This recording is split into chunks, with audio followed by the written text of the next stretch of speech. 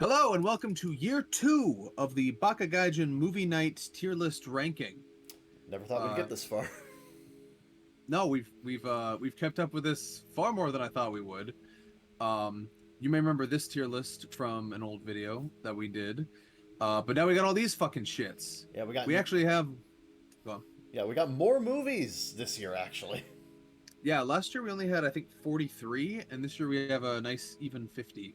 Yeah, we still skipped a few weeks, but we ended up having a number of bonus movies to make up the ground. You'll see Yes. you'll see a couple of these movies aren't actually quote unquote movies; they're more so TV specials. But yeah, Yes. Yeah. So we compiled them here, and we're going to talk about our quick thoughts on these 50 films. We also have, as Kevin told me last night, we had a slightly wider variety of films this year. I attribute this mostly to not only we have more regulars now, so we had more different opinions and like recommendations coming in, but also I fixed an issue we had last year, where last year we tended to spin the wheel at about the same pace every time. yeah, And what this ended up resulting in is a lot of the times, it took me a while to realize this, but a lot of the times I'd remove the movie we just watched from the wheel, and then I'd replace it with one, and then we'd land on the same exact spot or very near it. But now we spin it at a wide variance of different lengths, time lengths, so that doesn't happen anymore. yeah. Yeah. So this is not the order. Also, we're not going to be talking about these in the order we watched them, because they're all jumbled here by whatever the file name is. When I save the poster, but we're going to be talking about all these goddamn movies.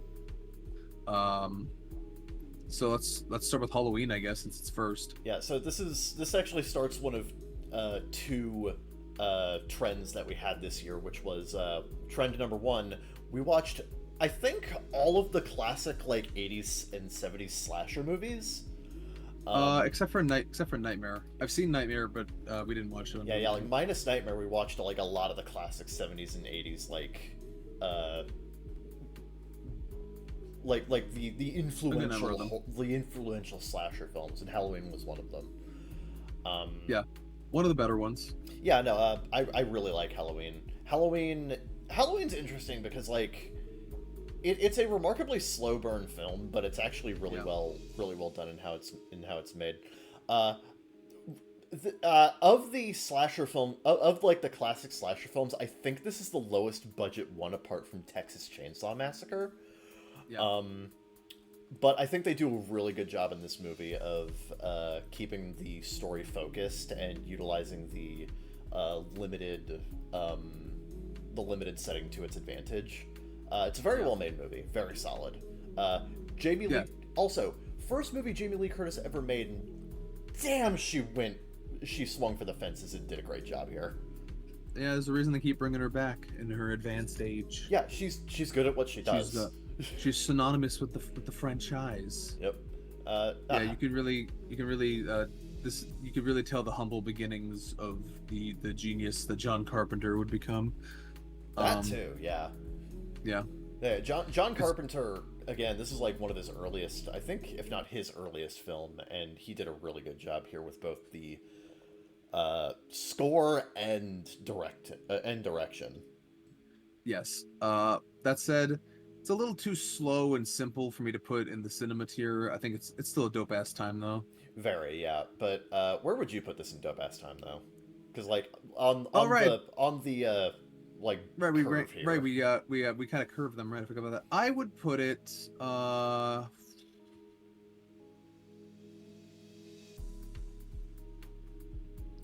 I think around Euro Trip-ish. Yeah, yeah. I was thinking. I think it's definitely better. It's better crafted than Eurotrip, but I had more fun with Alita, so I think that's good. Yeah, right about there. Yeah. Yeah. Jonah, a VeggieTales movie. Yeah, one of the most recent movies we watched. Not the most recent, but one. Yeah, I've seen this. I watched this. I probably watched this like twice as a younger man. It had been at least a decade since I'd seen it. Yeah, I actually originally watched this in theaters back when it came out. It was like a little Damn, thing bro. my uncle did. Yeah. Damn, bro, you were like one of like 400 people to see this in a theater. That's very true. Yeah. I really like so like I've always liked the VeggieTales series. Yeah, I've been a big fan of it since I was like really little. So this yeah, movie's got a lot of nostalgia, but even apart from nostalgia, this is just a solid kids film. yeah, yeah. I was also a fan of VeggieTales in my youth, despite being a rampant God denier. Because just VeggieTales as a whole was just witty, well written, funny, not super preachy Yeah, most of the time. So, yeah. I Uh, honestly, Jonah is probably the most preachy VeggieTales ever gets, but even then, it's focused more so on telling a good story and imparting good messages rather than being like, "You should listen yeah. to God." Uh, Well, yeah, it's more about the kindness and forgiveness aspect. yeah, They usually put the general values that even secular people can get behind first, and the yeah, faith second, yeah, which is nice. And I also really respect this film for respecting children's emotional intelligence and adapting the entire story of Jonah. yeah. Um, Something that's very common in the Jonah story is that a lot of adaptations cut off right after Jonah gets to Nineveh and delivers God's message, and they completely cut out the part where he waits for God to smite them off the face of the earth. yeah, I remember watching a behind the scenes thing where Phil Vischer said, if you cut it off at Act 3, it's a story about obedience. If you do the whole story through Act 4, it's a story about forgiveness. And they did, and I respect that a lot because it showed that they respected. They knew children would be able to handle it and interpret the message as of the story as it was supposed to be told. Absolutely. Um, and they still managed to wrap around at the end with the Twippo number, just dunking on the main character Yeah. of the film, Jonah which is a was weird way prophet. for one of these to end. But he never really got it. Sad. Yeah, True. with Twippo, who might be like Jonah's reincarnation or descendant or something. Something's going on there. They're doing something. Yeah. This movie's real. Yeah. One of the funniest parts of this movie is that it is very unclear. Like, even like What is Twippo's connection to Jonah? yeah. Also, the pirates who don't do anything. Like, what's up with them?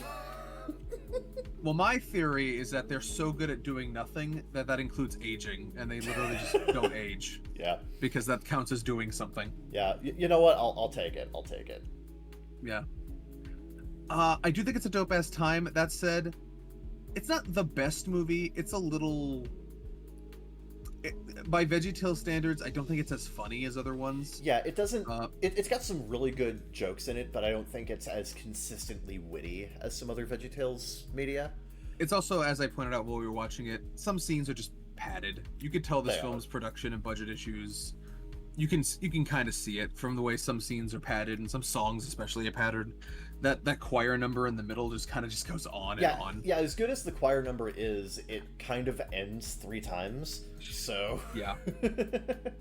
It's not the most well-paced movie. yeah, but it is fun. It is a fun movie.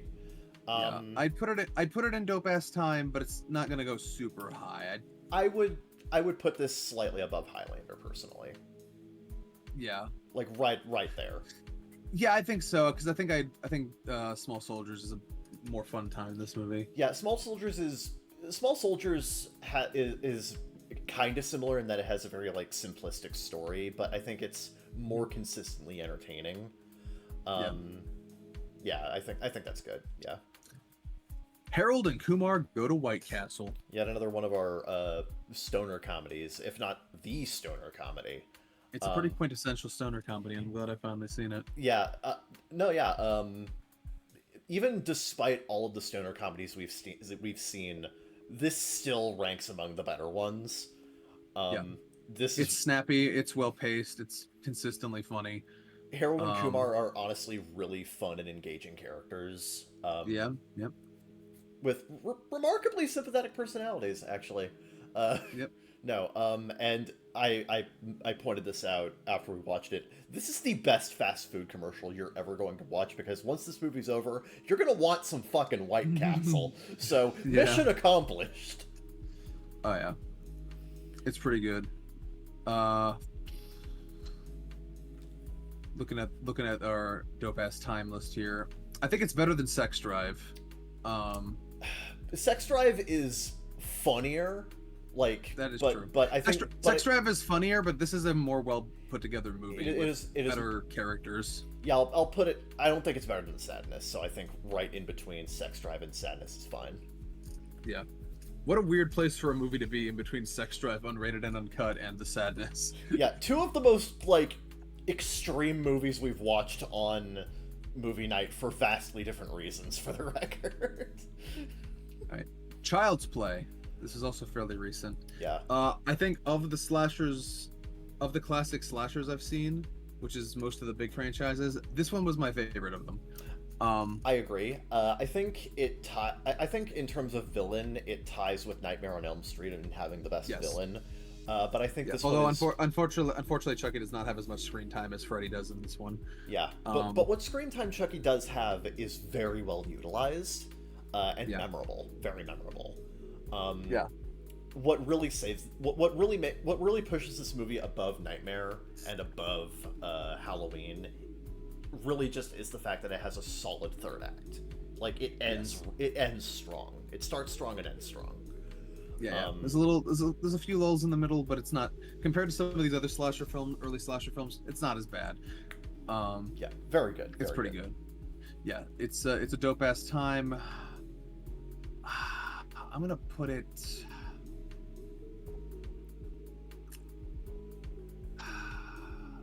Maybe like.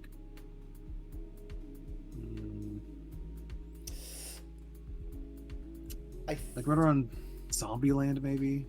Yeah, I think it's better than Clerks. I didn't watch Clerks.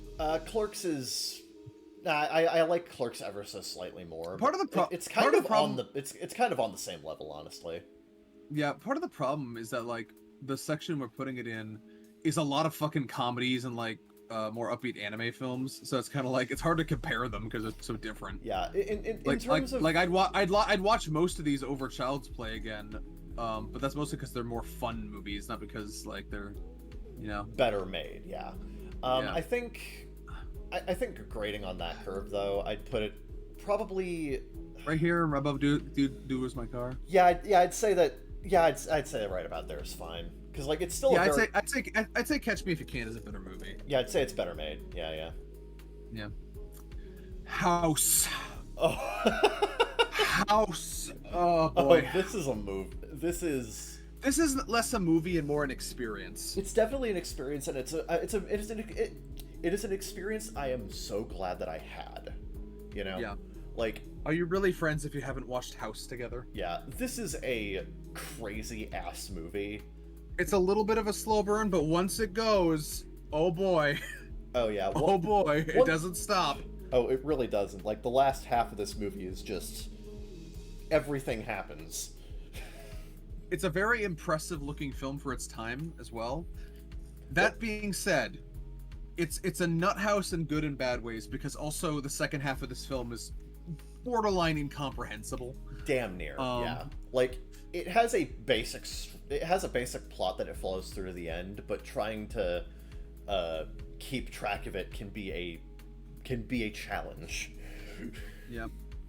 Kind of a random downer ending too, considering how triumphant some of that third act is. Yeah. So like, I'm not terribly big on how it ends, so that does knock it down a fair few notches. I think when we finish this, I said this is the best movie. I can't wait to never watch again. And I think that's a pretty good descriptor of the film. I think this is going to be our first Saw Right of the day. Yeah, I'd put it. Would you watch it? I put it right. I'd watch American Psycho over this. Yeah, I agree there. Yeah, actually, well, I would personally put it like, I think GoldenEye is a better film. Yeah. But I do think House is more ambitious. But like, yeah, I'd put it like ever so slightly below GoldenEye. Yeah. Okay. I'll default to you on that. All right. Oh boy, Texas Chainsaw Massacre. And here's the first movie where we are going to have wildly divergent opinions. I do not like this movie. It is. And you'd think I would, because I'm a slasher guy. I like slasher movies, generally. But holy shit, this one is slow, it's boring, it's really loud and annoying. It's not... I don't find it scary. I don't find it unsettling. I just find it annoying. Yeah. The entire second half of this movie is just screaming. Yeah. So the way I view the film is that like it's intended to put you more so in the mindset of the main character, because this entire situation is relentless, intense, and torturous for her. So I think it goes way overboard to the point where you become numb to it and it just becomes boring. I feel like that's a fair enough criticism. I will admit, after 15 minutes of constant screaming, I'm just like, shut the fuck up. And there's still 20 more minutes of screaming to go. Right. I will admit, when I watched this on this rewatch, I did end up overstimulated by the end. So it's very much a movie you have to be in a particular. Even if you like this movie, you have to be in a particular mood to fully enjoy it. You have to be ready for how relentlessly, like, just I don't like the word relentless in terms of this movie, because again, as is pretty infamously known, it's not as violent as like you'd think it would be. That is true. You know, that is true. There's not actually a whole lot of payoff for the buildup other than just people being terrorized and screaming. Right. But you don't actually get like a visceral payoff for it. It's just a bunch of running around. Right. And it's really slapdash. I do not like this. This might be the least fun I've had watching. I'd watch Rubber over this. I'm not saying it's a worse film than Rubber, but what I am saying is I would watch Rubber again over this. Yeah.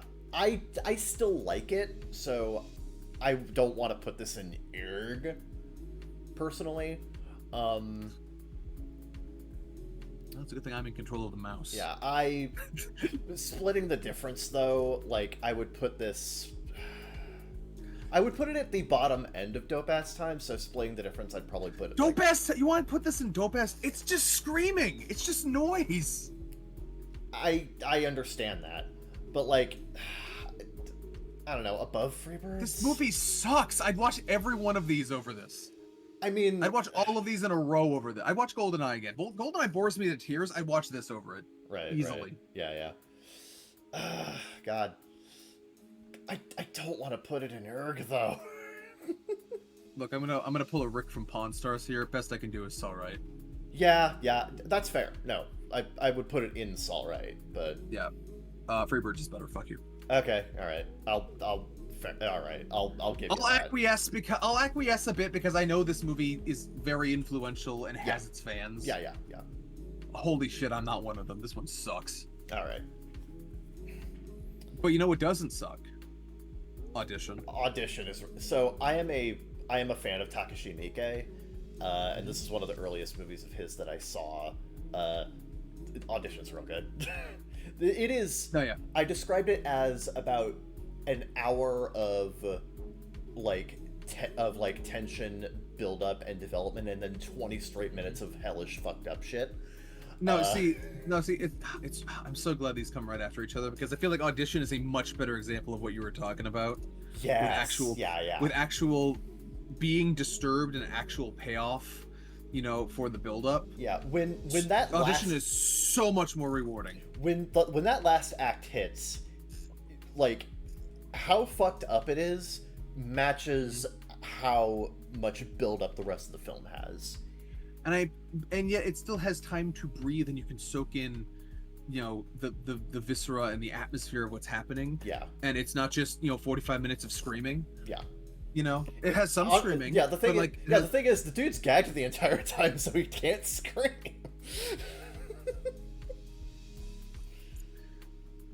I'm really glad these came after these happened by sheer file name coincidence. These happen to come right after each other, because Audition, I think, is the perfect counterpoint to how Texas Chainsaw sucks. Audition's pretty good. Right. I would say it's a dope ass time. Definitely. So that said, it is a little slow getting into it. It can be. It can be, but I don't think it can work to its benefit. That is true. Part of this is these films are so different in the middle here. It's kind of hard to judge them. I think right around Child's Play, maybe a little higher. Yeah. I think it's a slightly better film than Child's Play. Yeah. Actually, you know what? I also think it has better direction than Catch Me If You Can, and I think All right, yeah, I can see that. and I think uh, hot take, it might be slightly better than Nanoha. I think Black Fox is a little more entertaining though. So Yeah, right about there. yeah, right about there. I think that's fine. Look, this is more the more movies we put on this fucking thing, the more slapdasher like inner ranking is going to get. So it's just gonna be like don't take the categories are absolute, but yeah. the inner category rank. I'm gonna hold on. I gotta switch songs here. All right. The inner category listing is just more for thought exercise, I suppose. Don't take it too seriously. Yeah, yeah. Sharknado. Bump. Nope. Yeah, this movie has such a fun concept. My big issue with Sharknado, is that outside of a couple of really funny fucking moments, it does not commit enough. This is a movie. Yeah, this is a movie you see a couple of. This is a movie you see someone share a funny clip of, and you go, haha, that's got to be a good time. That's so fucking funny and silly. And you're like, oh no, that was like 2 minutes out of the like 6 minutes of goodness in this film, and the rest of it's just boring. Yeah, I think both Rubber and Expelled from Paradise are better made films. Yes. And 100%. And I would watch them. Honestly, I would watch them again before I watch Sharknado again. So, yeah, Sharknado, unfortunately, is going to be at the bottom of our list at the time being. Mm-hmm. The Adventures of Tintin. This movie fucks. Oh yeah, it's pretty good. It's really good. I fucking love Tintin. So, I am a big fan of the classic Indiana Jones movies, or at the very least, I'm a big fan of Raiders and Last Crusade, and I think... I've never seen those, but I'm a big Uncharted guy, so I kind of get it. Yeah, this, honestly, Tintin himself is kind of British Nathan Drake in a lot of ways. A little bit, yeah. A little bit. No, this is a super fun movie. And very stylistically, for a 2011 film, this holds up remarkably. It really does. Steven Spielberg's direction really elevates this movie.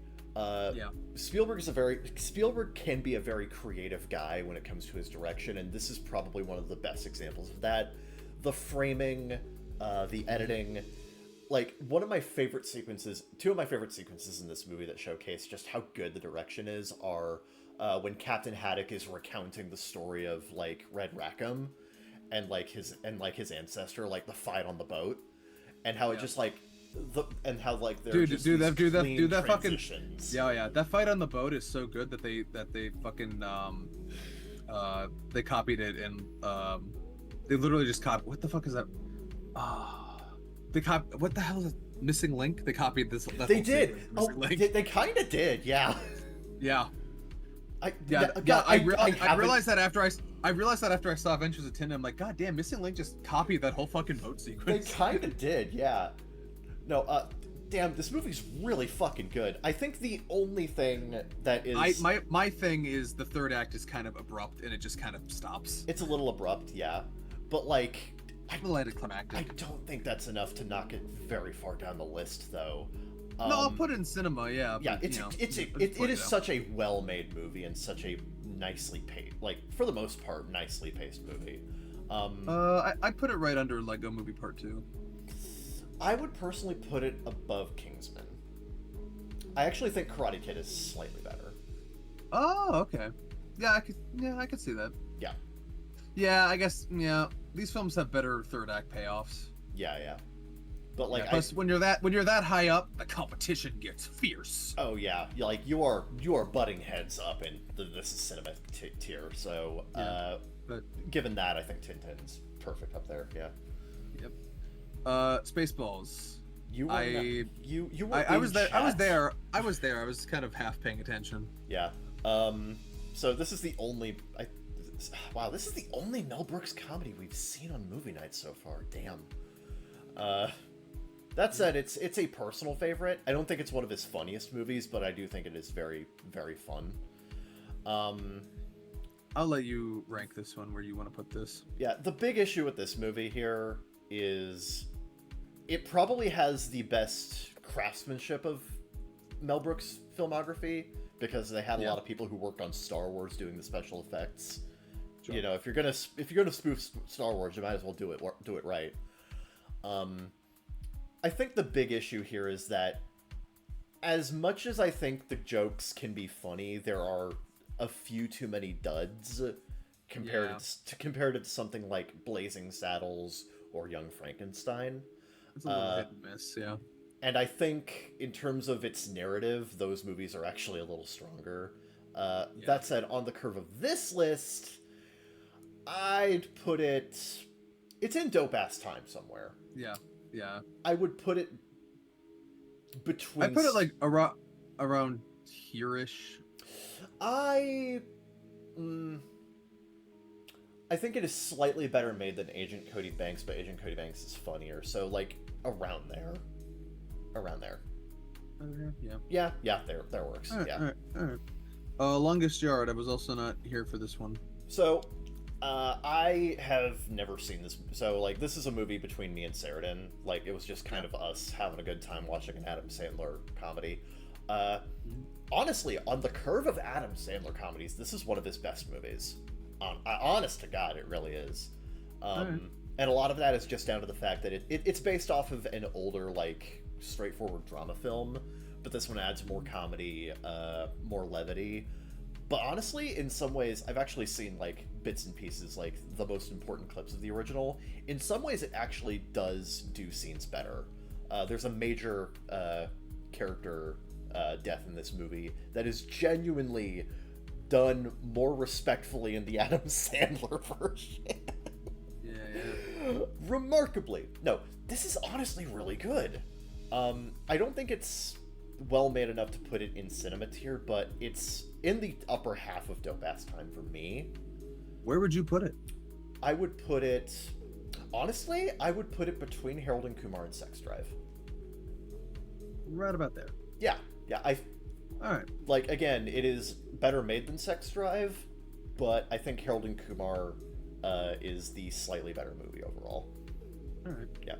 The Princess Bride. Another fairly recent one. This was just charming. Just a very... It is charming. It is charming, entertaining film. I don't think it's pretty funny. I don't think it is quite as, like... It doesn't have the zing that it used to. Yeah, here's my thing with this. Here's this thing. It's a good movie. I think my thing is every scene is like 15% too long. Yeah, I feel like it could be like tightened up a little bit. Yeah, it needs to be tightened a bit. I also think the third act kind of loses a bit of steam. Like, I think by the time you get to the third act, the movie's kind of had its bag of tricks, and you're just kind of like, okay, wrap it up. The biggest problem with the third act in this movie is that the big emotional payoff happens halfway through the third act, and then the rest of it is just tying up loose ends. Because, like, the big emotional payoff is Inigo Montoya getting his revenge. Sure. You know, give me back my father, you son of a bitch. But we still have, like, 2 other plot lines to wrap up. So it kind of peters out at that point. It's good. It was very fun to watch, but it's good. I'd say it's near the bottom of dope ass time though. Yeah, I'd say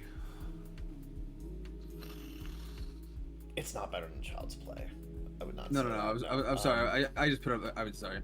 I meant to put it down here. I put it like right here. Alita's really the big filter for some reason. It really, Alita has that problem of being really consistently entertaining, but Alita is the ultimate 7 out of 10 movie. It really is. Like, it's really fun and you could watch it like a few times and not get bored of it, but there are some major problems that keep it from the higher echelons.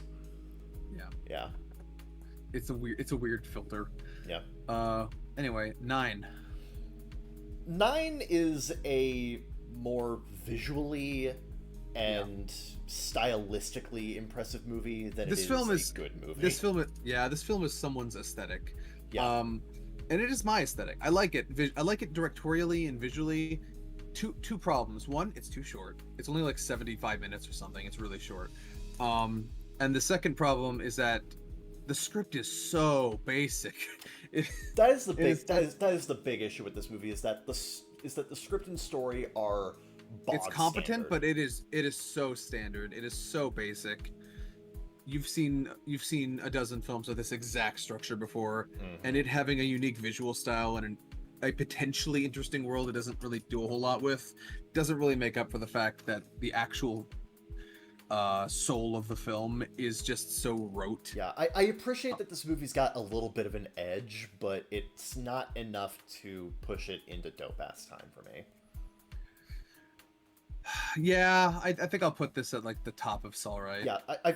I feel like going forward, 9 is gonna be like 9 is kind of like the peak of what I would consider Saul Right. I would Yeah. watch it again, but like not too many times, you know. Yeah. Yeah, Maximum Overdrive. I knew I should have gotten the turbo. This movie sucks. Yeah, it's not it has its moments, You but can it's also got it's got some ironic heckle value a little bit, but even that's a little slow for that. you can really tell that Stephen King was high off his balls when he made this film. In I think this is going top of Erg. top of Erg, I agree. It can be fun, but it's mostly just boring, confusing, and kind of just weird for the sake of being weird. You're gonna need some good friends for this one. Oh yeah, oh yeah. A Muppet Christmas Carol. So as somebody who is kind of A weirdly a scholar of A Christmas Carol, I'm yes. a diehard for Christmas Carol. I kind of am. Yeah. Yeah. And like I've seen so many Christmas Carol adaptations. Like Yeah. Oh, yeah. there's some really good ones, there's some really bad ones.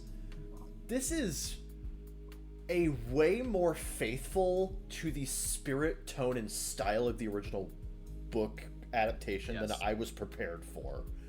Yeah. There's some shit in this book that no other adaptation really does outside of, I think, the 25-minute Richard Williams animated version. This has probably my favorite rendition of The Ghost of Christmas Past. Yeah. Like I just also that think- like ethereal like child baby thing that's just kind of like Oh yeah. barely Yeah. there. Like that is almost what the book does. That is just almost there. Yeah, the main guy Scrooge does a fantastic job as Yes! well. One Oh of my the best Scrooge performances. I think Top tier the magic. Scrooge. Somebody fucking pointed the magic of anytime the Muppets do this kind of shit is like the human actors have to be serious. Like you can't kind of acknowledge the seriousness of acting against. You can't acknowledge like the silliness of acting against the Muppets. You have to like be 100% serious, like you're in an actual movie. Yeah. And then like the Muppets just kind of work around that. No, absolutely. And Michael Caine gives this role his everything. Yeah. And the movie would not work if he played this movie with even a modicum of sarcasm. He had to play this. Oh, yeah. He had to play this role 100% straight, and the movie has been elevated to a ridiculous degree because of it. Yeah, the Muppets are nice, and then when the story needs to get really serious in the third act, the Muppets literally just go, "Okay, we're gonna be quiet." Yeah, for a little yeah, bit." yeah. Gonzo literally says, "We need to leave. We'll see you at the end." Yeah. Which is really funny, but it's also that moment where it's like, okay, we're locking in, and you better too. Also, speaking of Gonzo, my favorite element of this movie is that almost all of Gonzo's dialogue, whenever he's not talking to Rizzo, Yeah. is just taken straight from the book, including that little moment at the end. You thought, like, when he says, "and Tiny Tim, who did not die," you'd think that was just a little aside he added. No, that's in Dickens' book. Yep. So, like, I really love this movie. I think it's cinema. This is cinema. I'd put it probably like. I like Max Keep a little bit more, but like right around there. That's fair. Honestly, I agree. That's a good spot for it. Yep. Yeah. They them. Okay. This is not the worst movie that we have watched. Yeah. By far. Yeah. But over time, it is the movie that has pissed me off the most. And I'll explain why. It has a good setup, but it just ends up doing nothing with its premise. This movie, in my opinion, as a slasher film, commits the most cardinal sin that you can for a slasher film, which is Go off, King. none of the characters that you are supposed to like or connect to in the film are in any danger of being killed by the slasher. Yep. They are not the target. It is all of the villains who are the target. And I think that might have worked if the film was centered around the slasher's perspective, like a reverse slasher film, but it's not. If this was a revenge movie, it would have worked. If this was a movie themed around like, you know, the main character is somebody who, the slasher is somebody who was at the camp and somebody who was like, you know, victimized and sees what they're doing and is trying to, It should have been Jordan. It should have been Jordan. It should have been Jordan. But like they try to frame it as like this slasher movie with like, you know, tension and build up, and it's like, oh, what's gonna happen? But as soon as the first camp counselor dies, you realize, oh, none of the camp goers are in danger. And the movie fails because of that. We have a new top of Erg. I hate this movie. Yep. This movie pisses me off so much. For whatever fucking reason, and we'll get into this more later. For whatever fucking reason, fucking Blumhouse, they have a habit of just fucking up their movies in the last stretch for some reason. I have no idea why. I feel we'll like, get into that later. I feel like this movie got fucked up in like the end of the first act when the first kill happens. That's also true. Yeah. But you don't realize the extent of it until the end. Yeah. No, top of Erg. I cannot put it in Saul right. Like, yeah. Ted 2. Ted 2's fun. Ted 2 is fun, but it has some. It's got one big hurdle, which is that it undoes a lot of the emotional core of the first film. Just really because does. Mila Kunis was pregnant, which, God, you could have written around that in so many other ways. Yeah, it basically asks you to say, never mind all that to the entire emotional core of the first film, and say, Which was great. It's all the way up here. Yeah. But then it's like, now he has a new person he's going to get together with who is, let's be real, that part sucked. Yeah. She's fine. That said, I think the jokes are more consistently funny here.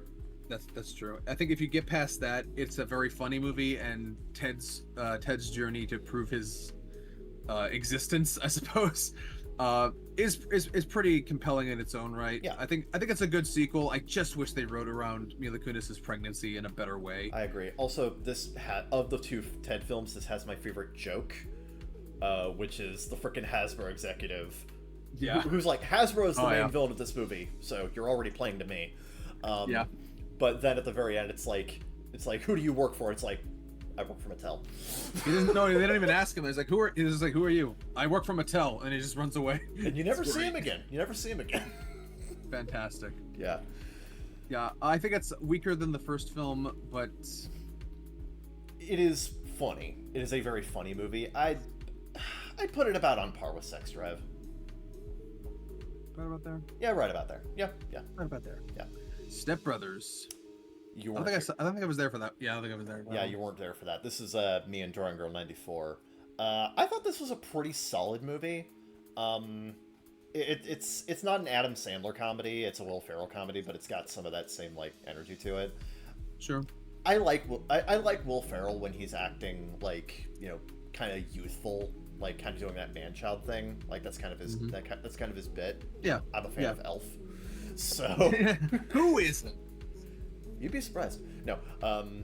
That's true. Some people fucking hate Elf for some reason. Honestly, if you like Elf, you'd like Step Brothers. It has a lot of the same energy, but with like a little bit more like of a mature, like adult comedy edge. It's a solid movie. And honestly, it has a pretty strong emotional core. But as far as these kinds of movies go, I would probably put it between Dude, Where's My Car and Hot Tub Time Machine. All right. Yeah, I think it's a slightly better movie than Hot Tub Time Machine, but Dude, Where's My Car is just way more creative. Yep. Oh boy, Agent Cody Banks 2, Destination London. we both really liked the first Agent Cody Banks, and we were really. Yeah. And the thing is, We had such high hopes. We had such high hopes, considering a couple of the other sequels we saw this year being better than we anticipated. But this Cody Banks 2 has some funny moments, but this script is ass. The script is... Everyone's just stupid in this movie. That is the biggest issue. Everybody in this movie, including Cody himself, is an absolute blithering idiot. Like, I'm not usually one to go all CinemaSins on a film and be like, actually, they could have done X, Y, and Z. But no, but you can't not do that with this film because everyone is such a fucking moron. No, this entire film is an idiot plot from start to finish, and that makes it infuriating to watch after a point. Like, you are just begging the people in the movie to make smarter decisions to end it faster. And it sucks because there's probably a different version of this film that is with the same premise and general plot that's actually good and a worthy follow-up to the original. This is not that film. It's just sloppily written. Yeah. God. But it's not the worst time. It's got some good comedic beats. It's got that one actor I like who's Doug Judy in Brooklyn Nine-Nine. Yeah. I forget his actual name. I would put it in Allright between Freebirds and Texas Chainsaw. Because Freebirds is funnier. That's true. Yeah. Yeah, you got it. Freebirds is a more consistently funny movie for reasons that don't make me want to bash my head against a wall. Yeah, Freebirds is dumb on purpose. Yes. Cody Banks 2 is dumb by happenstance. It is accidentally dumb. We did it, guys. We finally rolled lottery ticket this year. Like one of the oldest movies on the fucking wheel, and we finally rolled it at long last. It's pretty good. It's pretty funny. Better than I was anticipating it would be. Like, has a decent arc to it. Yeah, no, solid, like, decent characters, solid characters. I think I literally described it as like a 2-hour GTA San Andreas cutscene. Yeah. It's pretty much what you're getting. Yeah, I think it's not as good as Zombieland. Where's Zombie? Okay, yeah. I'd put it right under Zombie. Yeah, I like it ever so slightly more than Dogma, and I think it's a slightly better written film than Agent Cody Banks. Yeah. Yeah. Also, if you have like a short list of like funny black actors in your mind, half of them cameo in this movie. Oh yeah, half of them cameo here, and the other half cameo in The Longest Yard. Fifth Element. Luc Besson is quite the director, isn't he? I respect this film more than I like it. It's very stylistically unique. Yeah. And I get why this has a fan base. Because I think the world is unique and the set dressing is unique. It's almost got that Blade Runner effect where like just the set dressing alone kind of carries it. Yes, absolutely. But it's not as good as Blade Runner. It's got some great conceptual ideas. The story concepts are great. I'm just not sure if it is able to fully commit. Here's my thing. This is based off of like a comic he wrote when he was 12 or whatever. Yeah. And he changed nothing about it when he made this in his 30s. Yeah. So that kind of tells you most of what you need to know. It's kind of underwritten. Yeah. It's all right. But is it more all right than 9? No, 9 is better. Okay. I like American Psycho more too. Yeah, you know what? I think it's got a little bit... I think I put it right before House. Yes. No, I'd watch House again over this. Fuck it. Yeah, it's about on par for me, so I'll defer to you. Well, then again, I'd also watch these 4 above this too. In terms of just filmmaking, I guess I gotta give it here. I'll put it right there. Yeah. I can agree there. Superhero movie. This one's fucking funny. It absolutely slays me that this movie was directed by the same guy who would later go on to direct both Chernobyl and the Last of Us TV show. Yeah. Holy shit. And it's still good! Yeah, this movie is like, what the hell is their name? Seltzerberg? What if Seltzerberg was good? What if the Seltzer and Freebird movies were actually good? No, yeah. As mid-2000s spoof films go, this is in the absolute upper echelon. it has very similar energy to Dude, Where's My Car, so I'm going to put it right next to that. I think that's a fair point. I honestly, yeah, that's a good place to put it. Yeah, I think it's about on par. I think, yeah, it has very similar energy. If you like Dude, Where's My Car, you'll probably enjoy a superhero movie. Yeah. Grind. This movie is a vibe. It's a vibe. This movie is... But I don't think it has enough energy or comedy. It has energy and it has comedy. It's spread pretty thin over its runtime. Yeah, in my opinion. This is a series of Tony Hawk's Pro Skater music videos. That's also something I pointed out. This has more licensed music in it than any film on this chart or that we haven't charted yet, and probably any film we'll ever watch for movie night. Yep. Yeah, so... most of this movie is just music video. Yeah, which can be entertaining, and we did have a fine time with it, but... God, it's... Of these kinds of movies, it is probably the worst. Probably right above Fifth Element. I agree. The Town, I wasn't here for this one. So we watched the director's cut of Town, or sorry, the extended edition. So we didn't watch the theatrical version. Yeah. So I'm going entirely off of the extended edition. I feel like this is one of those movies that was probably better in the theatrical cut because this is slow. Yeah. It's got this is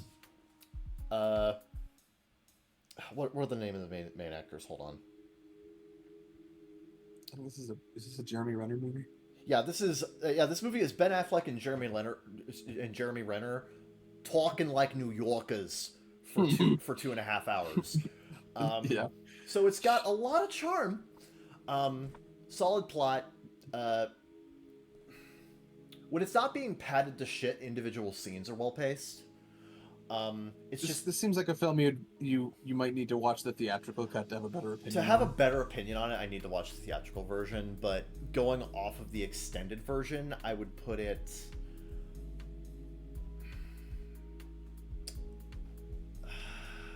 Is this alright? I would put it below 9. Okay. Yeah. But above Wonder. Above Wonder? Okay, below Wonder. I think Wonder's a bit above American Psycho. Put it above Grind. Above Grind. I keep forgetting that GoldenEye's is alright. Epic movie. Not to be confused with Epic movie. It's Epic movie. Do you want to stop the white bitch's evil plot? Here's my thing about Epic movie. Okay, I think, particularly in a group setting, it is kind of funny. It can be funny. It can be funny, but like, as a movie, it is hot ass. Yeah. Yeah. It's Seltzer and Freud or whatever. So yeah, this is the Seltzerberg movie that we watched, and I feel like this is the Seltzerberg movie everybody knows, apart from like Meet the Spartans. Yeah. Where would you put it? I'm gonna defer to you on this one because probably right behind Cody Banks 2. Yeah, I hate this movie more than you, so I'm deferring to you. I think it has some ironic enjoyment. And I'd watch it again over Texas Chainsaw and all of these, so... That's fair. Yeah. The Five Nights at Freddy's movie. This is one of the bonus films we watched. I think this is actually our first bonus film that we ever watched. We did Friday the 13th first. Right, yeah, same month, yeah. Five Nights at Freddy's. It's okay. Yeah, it's another Blumhouse. Yeah, I think my thing is that like when you watch it the first time, it actually you might be surprised by how decent it is, and then the more you think about it and the more you kind of just ruminate on it after watching, you're kind of like, yeah. From my understanding, I know next to shit about Five Nights at Freddy's. My understanding is that it's a decent adaptation. It's decent, yeah. Although it's decent. My little issue with it is that it's influenced by it's retroactively influenced by later stuff in a way I wish it kind of wasn't. Yeah. But for what it is, it's all right. Like it's not a disaster, but I also don't think it's like a hidden gem or anything. It's just kind of okay. I will say one thing. The main character is Josh Hutcherson. Is it Hutcherson or Hutchinson? Hutcherson. I like Josh Hutcherson a lot, and he really brings it here. Yeah, and Matthew Lillard, really good in this movie as well. I think he tries hard. I don't like the characterization they went with. Yeah. For Afton, I think especially once he gets unmasked, I don't think Springtrap needed to be in this fight. That was just pure fan service. Yeah. I think they jumped the gun on that for real. What a waste. I think it's kind of a waste of a really good idea. Yeah. It's just it was too early. It's just, that ending is so fan servicey. But I guess if you're not that into FNAF lore, it probably comes across better than it did for me. Yeah. It's all right. I put her like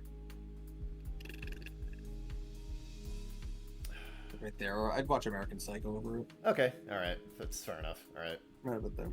I don't want to be too hardline on GoldenEye just because I'm a big fan of it. So I'll. Yeah. Yeah. The Class of 3000 Christmas special. One of two Christmas specials we watched that night. And of the two, this is definitely the better of the two. Yeah, it's got like a solid arc for Lil D and No, I love how this movie is basically just this entire special is just fuck Lil D in particular. That kid deserves nothing. Mm-hmm. He's gonna get that extra. He's gonna get that extra, and then and who's gonna give it to you? Oh, really? Who's getting you that? By the way, Santa here is played by Lil Jon. So everyone knows. Honestly, a very fun, it's fun performance as Santa. It's fun. Also, fucking Sonny Bridges' hatred of Santa comes from a really dumb place, and it's really funny. No, this is just a solid, fun Christmas special. Yeah, I would. It's in dope ass time. Yeah. Yeah. It's a dope ass time. Right above Jonah, I guess. Yeah, sure. Yeah. Right with them. Yeah.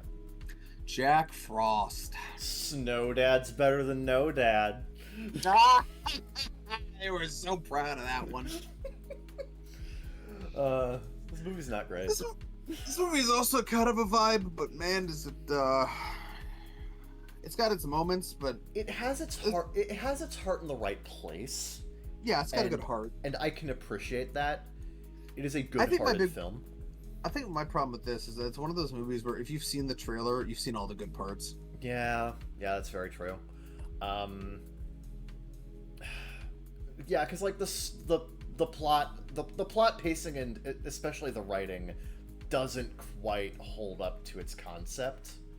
Yeah. Which really hampers the movie. Also, I don't have a problem with it, but some people really don't like the fucking snowman model in this movie. I think it's fine. The snowman model's fine. That certainly does look like Michael Keaton as a snowman. I put it above Cody Banks too, because at least everyone in this film isn't a fucking idiot. I like it more than Agent Cody Banks too. I agree. Yeah. But not as good as Freebirds. Yeah. Duel 1971. Vroom vroom. Vroom vroom. Also known as the inspiration for Wheel of Fortune from JoJo's Bizarre Adventure. This is Spielberg's directorial debut, and wow. Yeah, he made quite the entrance, didn't he? Mm-hmm. This is one of those movies where the plot is the plot is super simple. A guy passes another guy on the road, and the guy that got passed gets so pissed that he tries to run the other guy off the road. But that's the whole movie. Yeah, but the execution of the idea is immaculate. Yeah. This cannot have been easy to shoot. No, this is definitely a difficult movie to shoot. The things that really impressed me with this movie were the continuity. The shot continuity is remarkably good. This movie, like, the movie actually plays out in real time, and it manages to keep your interest throughout basically the whole film.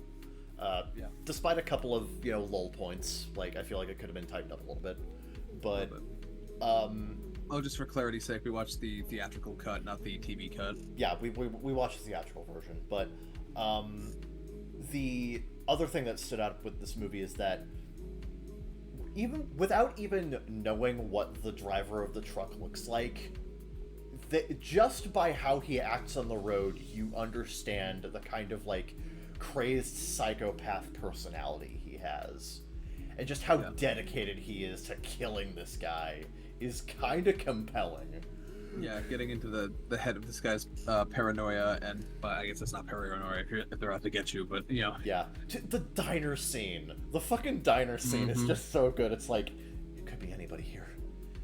Is it that guy? I remember his boots. Oh, but there are more people with boots and jeans. Oh no, is it that guy? I think it's that guy. I'm gonna go get him. Shit, it's not that guy. He's beating me up. Shit. Yep. I don't know who it is. Yeah, like. Yeah, it's pretty. It's a little slow, but it is oddly compelling.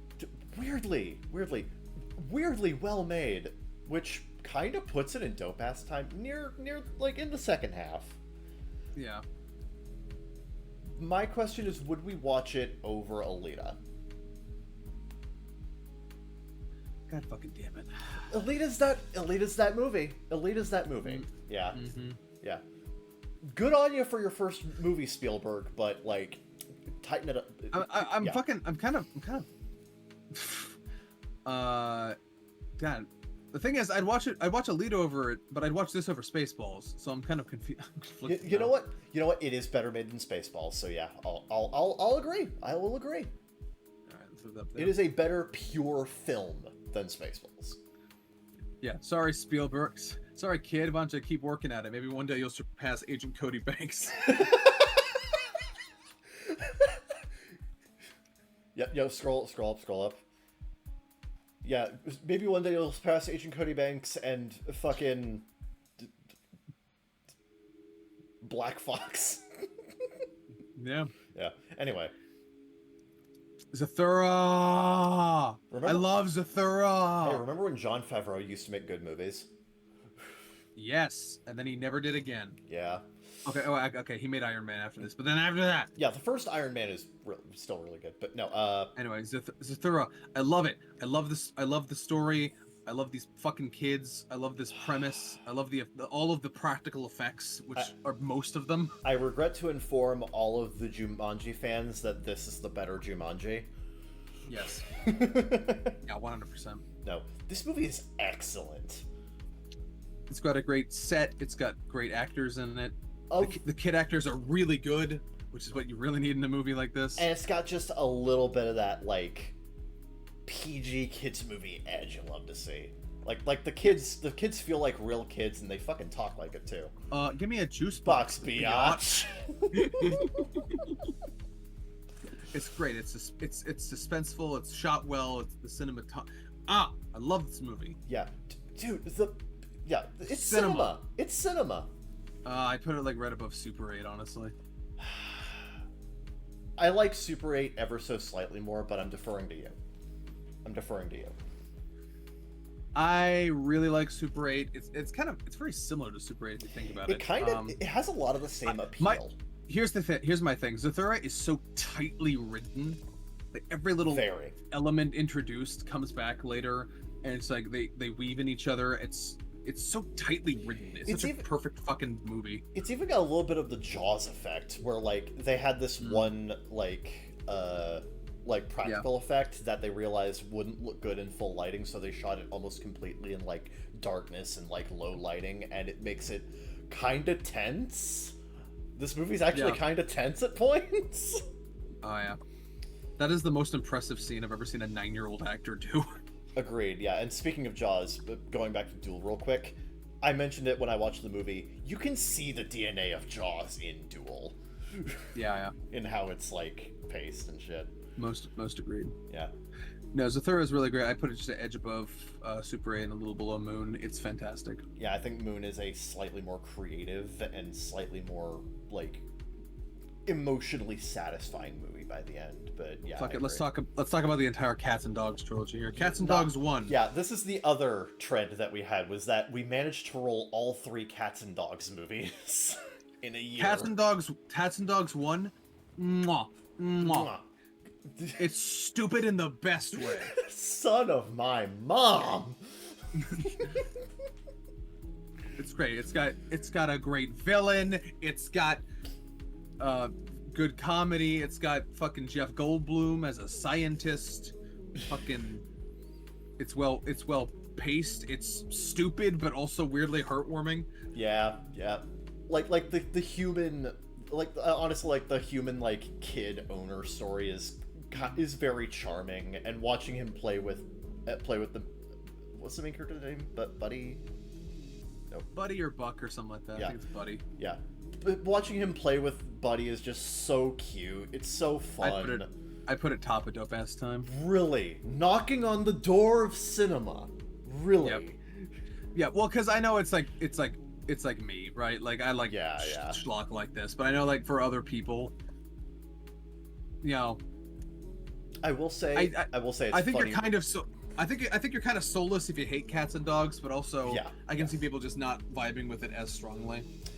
I will say I do think it's more funny than Chip and Dale Rescue Rangers, so I agree there. That's true, and that's already a funny film. Yeah. So, Cats and Dogs 2, actually better than you'd think. Yeah, remarkably, it keeps a lot of the same appeal of the original. It's still really, really funny. It lacks the human, like, it lacks the heart of the first film, which knocks it a little lower. Yeah. But I think it commits more to the crazy concepts of Cats and Dogs. Yeah. It's also, it doesn't have as good a villain. No one can top, Mr. Tinkles, but... Okay, but Mr. Tinkles is in this movie, and that is true. And they do a They freaking... can lecture him, yeah. It's fantastic. So, you've come back from my help, eh? What do you want? It's fantastic. It's so good. But Kitty Galore is a good villain. Yes. I like the magician. The set piece for the final act is pretty good. I like the budding camaraderie. I like how this film solves racism. That's also pretty good of it. Also, dog carrier tank. That's also true. That's it. Yep. It's not as good as the first film, but it's still pretty high up, It's honestly. Pretty up there, yeah. I put it like right. I put it above The Longest Yard.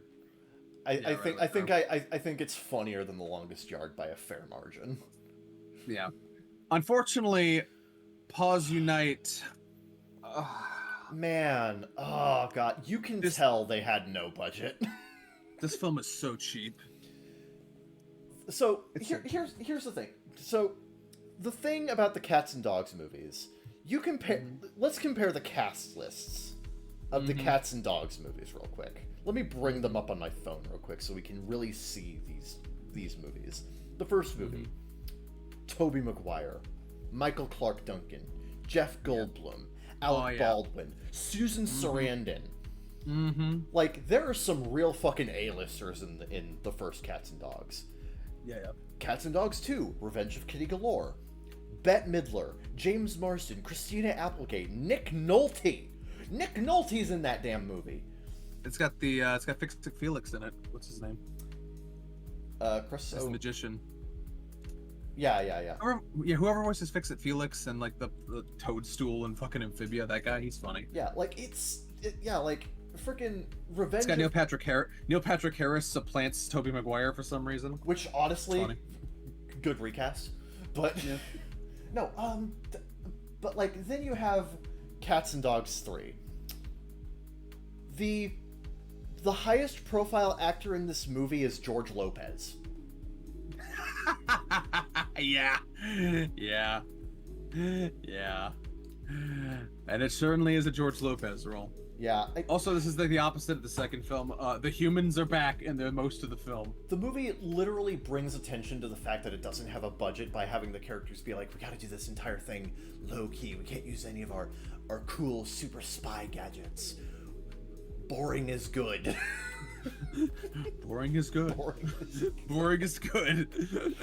Unfortunately, it's so cheaply shot. Just the pause on the sticks God. and the fucking extremely limited cinematography whenever the animals are around. It has the same level of it has the same level of filmmaking prowess as the Cartoon Network original movie Reanimated,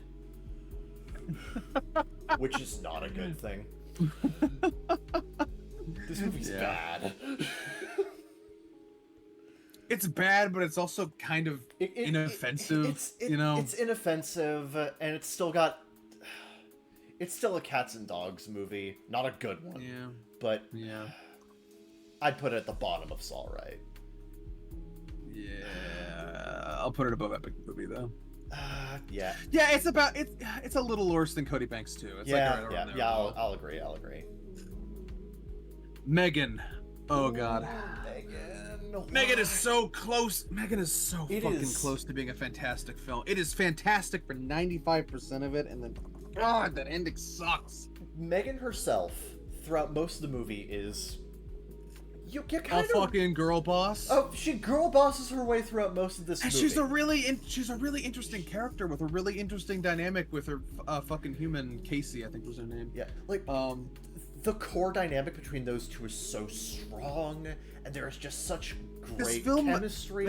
And this film has like themes, and like ideas. Yeah, and it's like, actually interesting. And Megan is a compelling. Megan is so compelling. She's almost like a villain protagonist. She's so compelling. Yeah, and even despite the PG-13 rating, the kills have some bite. Yeah, they're creative. Yeah. Like they're not visceral, but they are creative. Yeah, which is really good as well. This is it's so good, close. and then it's so close, but then the fucking the character assassination in the last 5 minutes of this movie, where they turn a very compelling character into just a generic fucking slasher villain who turns on her, and it's like, there were so many more interesting directions you could have gone, and you picked the most boring ending possible. But like the worst part of it is that, like, even if Megan just goes full villain at the end, even if Megan just starts doing just even by that standard, it's not the problem. The problem is her like human companion Casey or whatever her name is, unceremoniously just throws her under the bus, just acts like their entire relationship meant nothing. Which is crazy, because it validates everything she fucking said in the movie. It does, and I hate it. The ending of this movie is ass. Like there were so many other better directions. I proposed that the girl who was leaning that way through most of the film, you could have very organically made her fucking Megan's accomplice. Now that would have been a very dark ending for this film. It would have been dark, but it would have made sense. But also it would have made sense with what they were building up, and also would have been really cathartic. Or if you want them to be a part and you want them to be enemies, you could have had Megan still not understand and be devoted to Casey, not understand what she's. I think there's a version of this film where Megan doesn't understand what she was doing wrong. That is so much more compelling. But instead, she just goes full bitch mode at the end. Yeah, and God, it sucks. On both ends of the spectrum, you ruin Megan as a character, and on both ends you undermine the emotional core of the film for both characters on both ends. And it sucks because they did such a good job building it up. Those last 10 minutes just this is the most frustrating movie. And it makes it so hard to rank because it's so good for so much of it, and then the ending just tanks it. But I mean, I guess I gotta grade it by percentage, Yeah, it's by sheer. We will allow you onto the council, but we do not grant you the title of master. We allow you into dope ass time, but we do not grant you the title of cinema.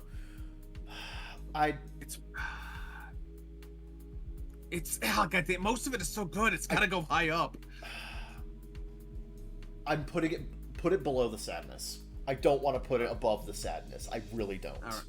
Okay, that makes fair enough. That is the only place I feel comfortable putting it. god, I'm just thinking, they're making a Megan 2. What is that even gonna be? Yeah. What is that even gonna be? I feel like they burned most of the narrative potential they could have had with Yeah, that what the ending. fuck do you do now? She's just a regular slasher villain now, and that's not what made her interesting. Fuck you. Fucking Blumhouse. God. I don't know what it is. They have really good setups, and even when they execute it so well, they always fucking fuck it up at the end, and I don't know why. Don't know why. Jeez. We were on the verge of greatness. We were this close. On the other hand, Puka. Puka is a slow burn, and it's a little confusing, but it's interesting. It's interesting. I like it. I like it quite a bit. Yeah. This is also not a full film. This is part of the anthology Hulu series. It's like a 45-ish minute special. No, it's full length. Okay, yeah, no, it's like an hour or so, but it's not like hold on, let me fucking look this up. No, it's 83. It's 83 minutes. No. The movie, dipshit. Hold on. Shut up. Yeah, I am on dark mode. Fuck you. No, yeah, it is. Yeah. I remember it being shorter. Well, it's longer than 9, so I guess I have to give it that much. Yeah. No, it's pretty damn solid. I think it's very well made, and I think it's relatively consistent in terms of quality. My main thing is that the way they save this film takes a long time for you to get it, like what it's about. Yeah. And I feel like the payoff isn't as it's not good enough for the amount of time they made you wait for it. Yeah. I don't regret watching it. No, it's interesting. Yeah. It's well made. I think it's a little sloppy by how anachronistic it's told. Yeah. I'd put it like near the bottom of Dope Ass Time, I guess. Yeah, to put it above Jonah. Put it above Jonah. Yeah. I think Class of 3000 Christmas Special is better. Yeah. Mallrats, you talk about this. Yeah, this is the third Kevin Smith movie, and I like Kevin Smith's older movies. I think. Don't know about his later movies. I haven't seen them yet, but we'll see how I think about. We'll see what I think after I watch Jay and Silent Bob Strike Back and everything after that. But of the early Kevin Smith movies that I've seen, the other two being Clerks and Dogma, this is the least good of them. But it is still pretty good. Now, mind you, I watched the director's cut. But it's also one of those movies where I think the director's cut is probably a little bit better. Yeah. It's solid. I don't think it is consistently funny enough to put it near the top half of Dope Ass Time. I'd probably put it... I would actually put it slightly above Alita. Ever so slightly. I think it's not as funny as Spaceballs, but I think it's a bit more... It has less narrative issues than Alita. Sure. Yeah. All right. Planes, Trains, and Automobiles. I was also not here for this one. You were in chat, but me and Drawing Girl 94 were watching it. I really like Planes, Trains, and Automobiles. This is a John Hughes film. And it's got a lot of what makes a good John Hughes movie good. It's got good heart. It's got great comedy. The main duo, Steve Martin and John Candy, have the best dynamic in this movie. Super good. I think this movie's got some great emotional resonance. Honestly, I feel like this is kind of the quintessential Thanksgiving movie. Genuinely, I do. Because, like, it's wintry, but it's, like, not super... It's wintry, but not Christmassy, you know? Yeah. And it's about... And the entire movie is themed around family, togetherness, and like, just, you know, being together with the people who love and care about you. That's the movie. And it does it so damn well. I would dare say it is cinema. What? You fucking shut your goddamn mouth and then explain what you mean. I consider it to be in cinema because there is nothing I can think about in this movie that I actively dislike. And I think the script is tight enough, and the direction is solid enough, and the editing in this movie is good, really good. But what's better? What's better, this or Muppet Christmas Carol? Muppet Christmas Carol. Yeah. Yeah. I do think it is a slightly better movie than... I think it's about on par with the original Terminator in terms of just sheer quality. Yeah. Yeah, it's good. It's really good. I like it a lot. Grandma got ran over by a reindeer. She died in the original song, I'll have you know. Yeah. Much different special if that was the case, but no, as it stands, this is every fucking person our age has some weird nostalgia for this movie. Yeah, because like this used to air a lot on Cartoon Network. Yeah. I probably if we were ranking these films by how many times I've seen them, this would probably be in like the top 5. It's yeah, but like in terms of quality, this is a dumbass special. It's hokey. It's hokey. It's dumb, but it's earnest. But it's got heart. It's earnest. It's got heart. It's got heart.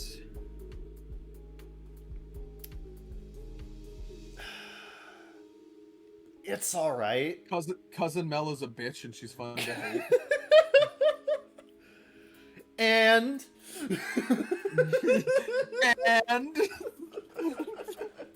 and it's kind of funny. A lot of the bits are actually pretty funny. There's some dumb ones in there, but it's funny. I will never give you this store, Cousin Mel. Oh yeah! Is that really worth an oh yeah? Sing! Sign. I'd rather sing! Ba-dum-bum-bum. No, it's alright. It's alright. It's really fucking fun to watch, though. Yeah, I'd say below 9 and above Wonder is fine, yeah. Yeah. Sorry, American Psycho, I like Grandma got run over by a reindeer more than you.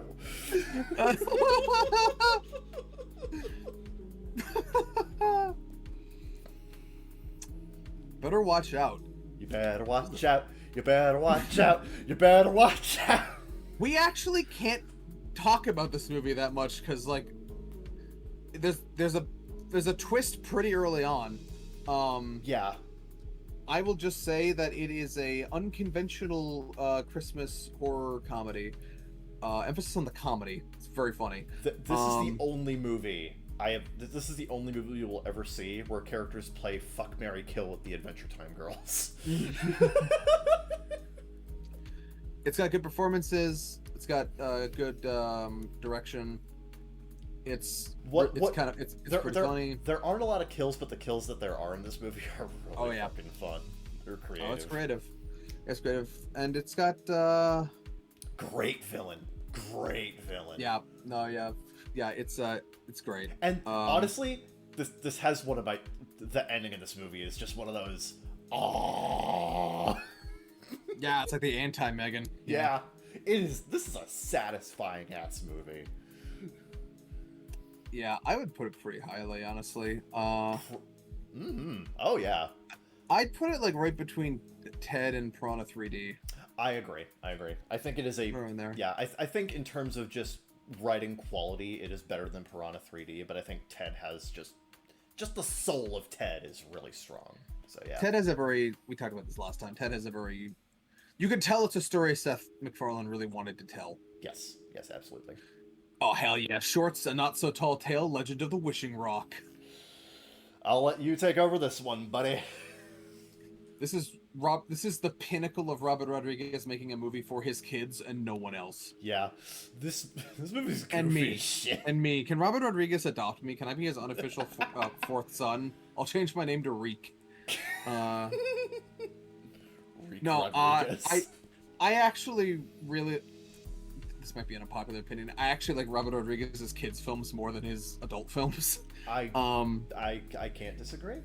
He has a specific childlike wonder and vibe that no one else quite captures. Oh yeah. And I think it's because he is so close with his own kids who are probably like in their 20s now, but whatever. like he was during the time he was making these movies, he was so close with his kids and had such a direct insight to their imagination and what they like and what they found funny. That is so genuine. And he's also, I did a report on Robert Rodriguez for college, actually. Unfortunately, on his worst movies, but whatever. Yeah. And one of the things I learned doing that is that he is one of those filmmakers who does as much of it himself as possible. He will write the scripts, he will stand behind the camera and shoot while directing, he will edit his own movies, you know, and you can really tell that this film is just the wacky, fucking nonsensical vision of just a guy who wanted to entertain his kids and hopefully some other people's kids. Yeah. It's a vignette about this small town told out of order, and this rock that can do fucking anything, and it's got some weird like commentary in it, and it's got some decent little lessons in there. It's just fun. Okay. This movie is also Helvetica. Yes. Mm-hmm. A girl boss, so girl boss, she has her own theme music that chants her name. Oh yeah. No, it's fantastic. I love shorts. Yeah. It's kind of in the same category as Cats and Dogs for me. It is, yeah. I'd actually call it a little bit better than Cats and Dogs, honestly. Yeah. To put into perspective how much I agree with Zeke saying that like his kids' movies are better, or at the very least more entertaining than his adult films. For some people, their favorite movie of his is Four Rooms, Desperado, or Sin City. My favorite movie of his is Spy Kids. Yeah, I like the Spy Kids movies a lot. Yeah. No, Shorts is so fun. Yep. Promare. Pretty good. It's pretty good, but as somebody who has seen most of what Hiroyuki Imaishi has done in collaboration with Kazuki Nakashima. Honestly, it's more of Nakashima than anything. This is every Imaishi Nakashima joint you've ever seen condensed into 2 hours. And how much you like this movie is going to be heavily dependent on how much those things appeal to you. Yeah, my thing is, I like Imaishi shit a lot. Yeah. But I think his stuff is better when it has some room to breathe. Yes. This is, honestly, I still feel his best series is Gurren Lagann, just because I feel like it has the most breathing room for character development and story development out of his entire, out of everything he's done. Promare is really fun. It's fun. It's a good, if you've got some weeb friends, it's a great crowd pleaser movie. Yeah, it is a fun, visually striking. It's a great movie. Yeah, it's a great condensation, I guess, condensed version, abridged version, whatever, of why should you give a shit about Studio Trigger? You know? Yes. It's good on that level, but if you've seen other things these guys have done, it doesn't quite measure up the same. Yeah. Also, Fire Force is better, don't at me. But it is a dope ass time. Yeah, no, it's a lot of fun. It's really, really fun. I think is it better than Black Fox? Where is Black Fox? Here. Slightly. Yeah, I don't think it's as good as Princess Mononoke. I think Princess Mononoke is better crafted and probably has stronger themes. Yeah. Yeah. Okay, we'll put it right there. Yeah. Ant Bully. The Ant Bully. Wow, this movie's so good. I hope the studio didn't go bankrupt afterwards.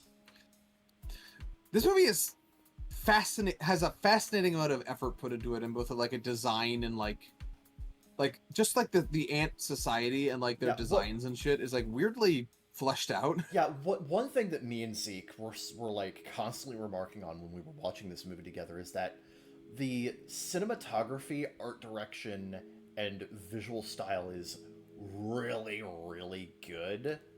Yeah. It is a extremely well-made movie in terms of its designs. It's a clever movie. It's a fun movie. Very clever. They put a lot of heart and art into it. Yeah. But I can kind of see why it wasn't like a smash hit, because Yeah. when you take all that away, the core of it is a kids film you have seen before. It is a fairly standard kids film at its center, but it is a fairly standard kids film that is done well. Yes. Which is better than some of the other standard kids films we have on this list. Yes. It is a dope ass time. I would say. What would you say? It's around this level. It's around like Really? worse than Audition. Yeah, it's around. It's worse than Audition. Again, these movies here are so different. It's kind of hard to compare them directly. Yeah. But I'll put it after Nana, huh? Okay. All right. Well, guess if you can though. Yeah. Yeah. Sorry, Steven Spielberg. You need to be better than the Apple. You know what? Now I had second thoughts, but now I'm keeping it there just because I like dunking on Spielberg It's for just some reason. so funny. Tough luck, kid. Maybe next time we'll measure up to a studio that died after releasing this. Wait, damn it. We can't make that joke anymore because Tintin's in cinema. Fuck. Nah. Yeah. Anyway. Project Wolf Hunting. This is the best Resident Evil movie. This is the second most violent movie we've seen from Movie Night. The most violent was The Sadness. There's like 10 Resident Evil movies. This is the best one. This is the best one. Project Wolf Hunting is so fucking fun. It's metal. This movie's metal as fuck. Now you're gonna need to climb over that 1-inch high barrier of subtitles, but if you can do that, it takes a little bit to get going, but then once it does, it's a good time. Oh, it does Just not very stop. very well paced, really well directed action on a very small budget too. The effects look great for how small this budget was. Yeah. Also, shit, this movie's very, very, very bloody. Oh yeah. It almost rivals The Sadness in that department. Yeah, it's so fucking fun, dude. Yeah, I would actually say I actually like it a little bit more than The Sadness, just a tiny bit. Just real, because like I feel like The Sadness has more of a bite, but yeah, I think Project Wolf Hunting is more just pure entertaining. Yeah. I think honestly, Project Wolf Hunting is more actiony and I think a little more crowd pleasing. You know what? It does have a lot of the same like crowd pleasing action charm as Piranha 3D. Piranha 3D is just funnier. Yeah. Yeah. So I agree. Yeah. Friday the 13th. The issue with Friday the 13th is that it's another one of those like super like influential slasher films. Yeah, but it backfired because other people did it more interestingly. Because it was so early, everybody copied what this film did and did it better. Yeah. So there's one thing I do appreciate about this film. Okay, there's three things I appreciate this film. One, it finally gave us Mark Nelson. At long last, Mark Nelson, he arrived. Two, I like that they killed a real snake for this film for no reason. And three, the third act twist is weirdly preserved. I'm not going to say much more than that, but like for as steeped in pop culture as Friday the 13th is, I think if you know almost nothing about Friday the 13th, this film will still surprise you with one little thing. Yeah. Which is really nice. And the third act is pretty good. Getting there is kind of slow, but like it's pretty good. Yeah. It's all right. Yeah, it's all right. I would put it right below 9. Yeah, right below 9. I think it's got about right there. Yeah. Millennium Actress. I didn't see it. You talk about it. You should though. This movie's really fucking good. So this is like one of Satoshi Kon's movies. Yeah. This is also my favorite Satoshi Kon movie. This is like a drama movie about this producer tracking down this actress whom he used to be like a stagehand for, that he was like really infatuated with, and like talking to her to kind of get her life story in her twilight years. And like what makes this movie so good and so compelling is the way that the movie takes the framework of this woman's life and career and uses it to kind of like put you into her life through the shoes of the producer, because the producer was there with her.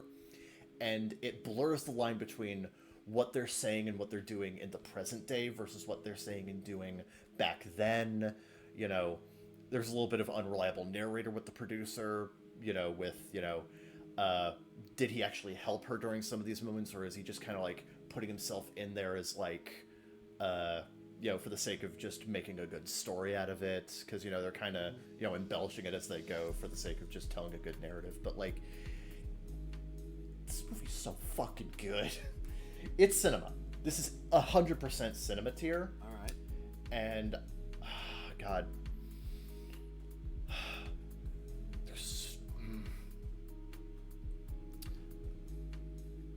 I would put it above Super 8, below Zathura. It is... All right, damn. It's really fucking good. All right, then. This movie fucks. Anyway. You know what else? Fuck Sweeney Todd, Demon Barber of Fleet Street. This is the first movie we watched in year 2. Yes, it is. I love this movie. Sweeney Todd is... It has quickly become one of my favorite musical films. Yes. It is dark. It's twisted. It's got a little bit of that Tim Burton, like... It's got a lot of that Tim Burton. It's got a lot of that, like, Tim Burton macabre kind of whimsy charm to it. Yeah, it's whimsical despite how grim it is. Yeah. Which is something my fucking Hot Topic ass self loves. Because like, it's basically a love story. It is a romance. Yeah. And, like... But, like, it's a romance between two of the most fucked up people you'll ever know. Yeah. It's a revenge film and kind of a love film and kind of a tragedy, and there's a lot of feelings going on. Let's just put that. It's also kind of a funny film at times. Yeah. I will be honest. Of the movies you have suggested that I watch, mm-hmm. This is the most Zeke Freak core movie you have suggested to me that I've seen. You're just saying that because it's about a serial killer. That's part of it. Yeah, yep. No, like the sense of style and the songs are good. Oh yeah. The fucking duet between Johnny Depp and the late Alan Rickman, while he's getting a shave. One of the best fucking. Yeah, it's so good. The duet is fantastic. I have never been more tense during a musical number. Like, fuck. That is one of my favorite musical numbers in anything ever. Absolutely. Yeah, and fucking everyone's... Fucking Sacha Baron Cohen is in this, and he's funny, and he has a good song. Yeah. It's fucking ridiculous. It's great. It's fantastic. It's cinema. I love it. It's one of Tim Burton's best. It's one of Burton's best. Yeah. Yeah. I'll put it.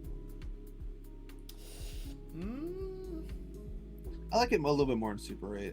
Yeah, I can absolutely agree.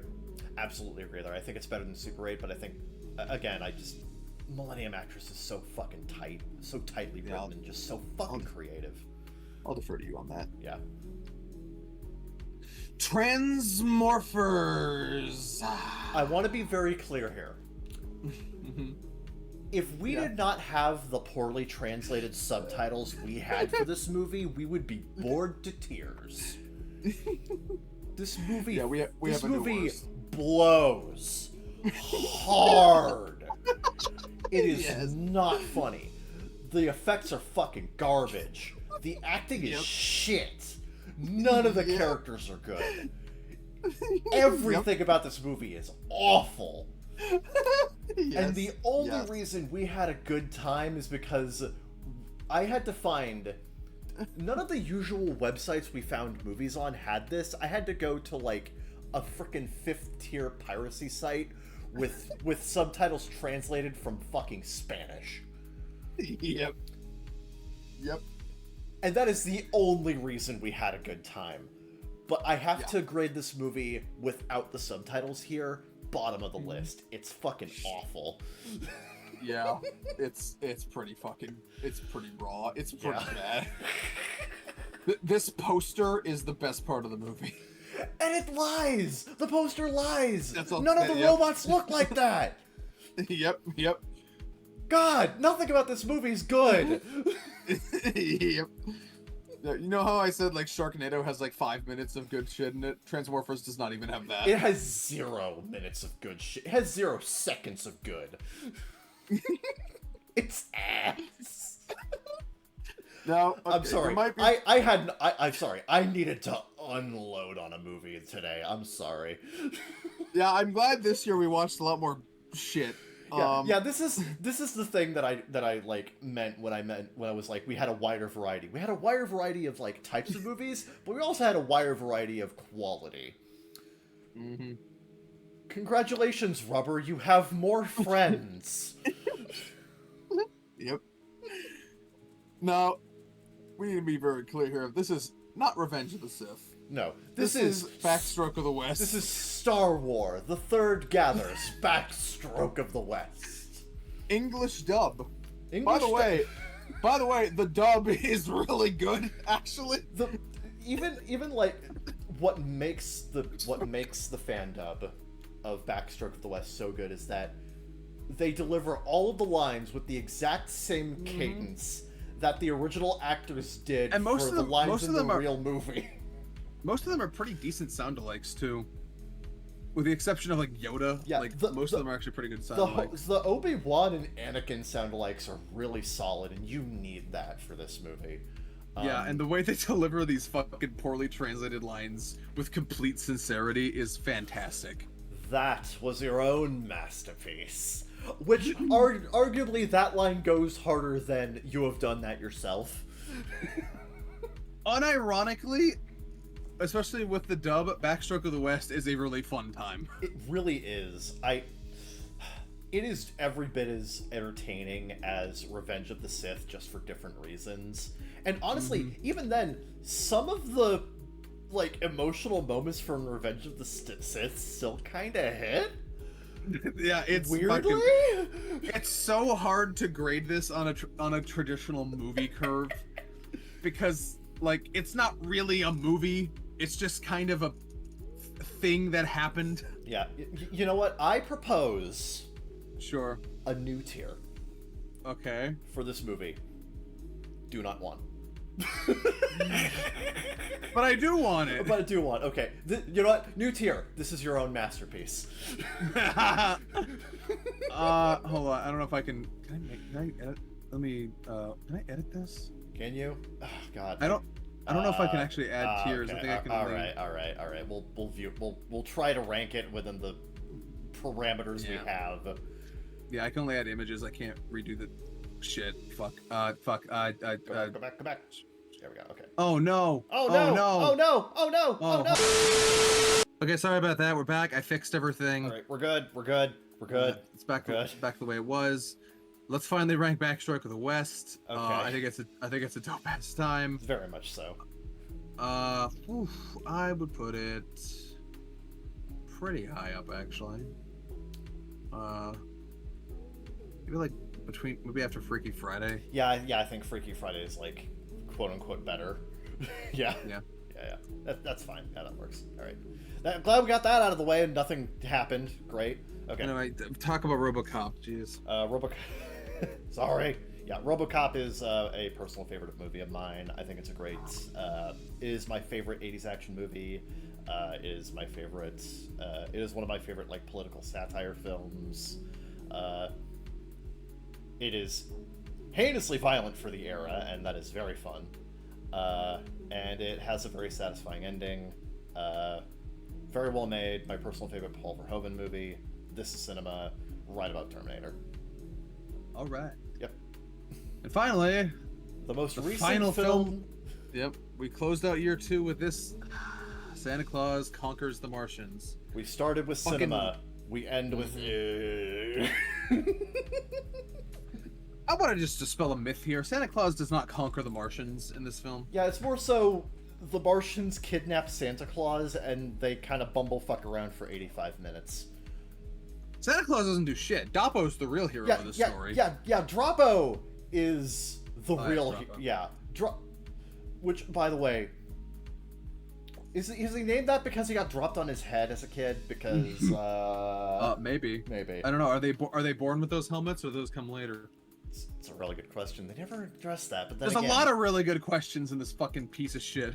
this movie is, yeah, this is widely considered one of the worst movies of all time. This movie had negative thought put into it. This movie is this is no thoughts head empty the film. Mm-hmm. That being said, it is really fun to heckle.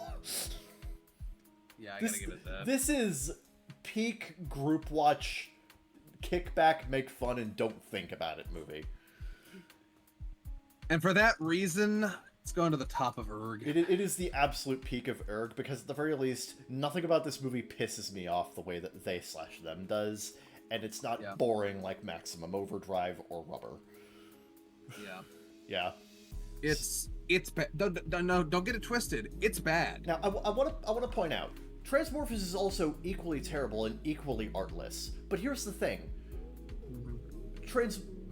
The fun that we had with Transmorphers was sheer coincidence. We could not make that movie funny if we tried. Yeah. Santa Claus Conquers the Martians gave us so much material.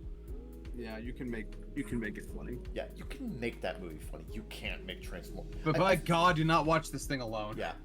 Honestly, that's kind of the definitive, like, I feel like that's kind of the definitive thing with Erg, is that the really bad funny bad movies are down here, but the difference is, like, how funny bad can you make this movie, or can you even make it funny bad? And that's really what the spectrum of Erg is here. I'm not putting Santa Claus Conquers the Martians anywhere above where it is now. Yeah. But holy shit, Transmorphers is just abyss tier. Oh yeah. And that's gonna do it for year 2 of the movie tier list rankings. Yeah. We're really filling this fucking thing out, damn. Yeah. So many movies we have watched. So much time. Well, hopefully we can keep this going for a third year in a row. Yeah. Hope so. Yep. Until then, stick around on the channel. We got our podcast. We got other videos coming out. So fucking, if you like this fucking shit, you might like some of that fucking shit. I'm hungry. I want to go. I'm also hungry. Same. Yep. Zeke Freak out. Ciao, ciao for now.